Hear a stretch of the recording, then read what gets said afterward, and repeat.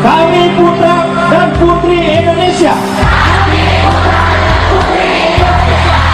mengaku bertumpah darah yang satu, tanah Indonesia.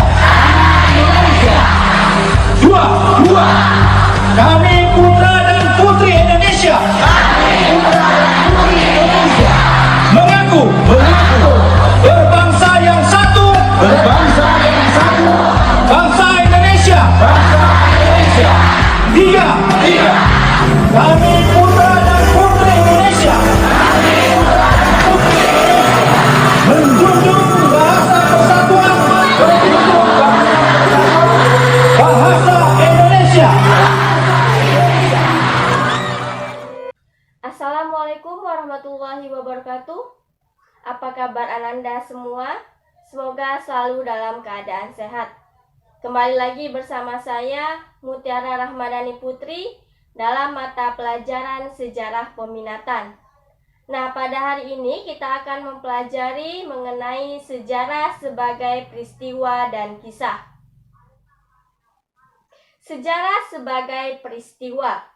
Peristiwa sejarah ditempatkan sebagai fakta, kejadian, dan kenyataan yang benar-benar terjadi pada masa lampau. Kejadian masa lampau tersebut dapat dijadikan dasar untuk mengetahui dan merekonstruksi kehidupan pada masa tersebut. Selanjutnya, sejarah sebagai kisah. Sejarah sebagai kisah adalah sejarah yang direkonstruksi atau diceritakan kembali berdasarkan penafsiran atau ingatan seseorang.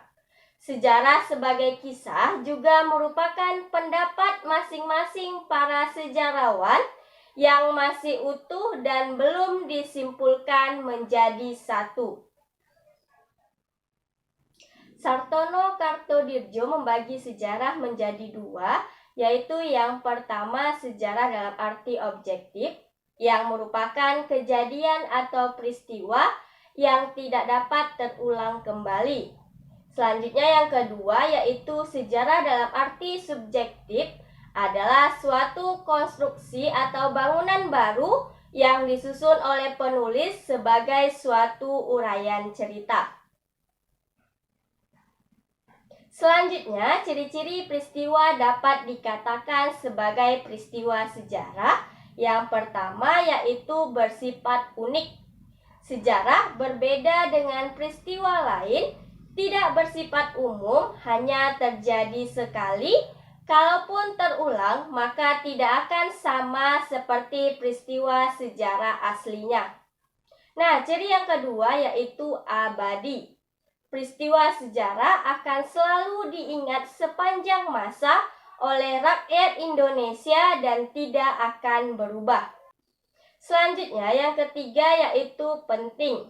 Sejarah penting diketahui oleh semua orang karena memiliki manfaat yang dapat mengubah seseorang itu sendiri.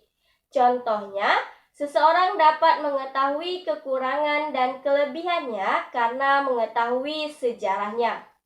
Yang keempat yaitu objektif. Peristiwa sejarah di masa lampau berdasarkan fakta yang terjadi sebagaimana adanya dan tidak ada penambahan ataupun pengurangan cerita. Nah, itulah 4 ciri-ciri sejarah bisa dikatakan sebagai peristiwa. Demikian pembelajaran kita hari ini, semoga kamu dapat memahaminya dengan baik. Sampai ketemu di video selanjutnya. Wassalamualaikum warahmatullahi wabarakatuh.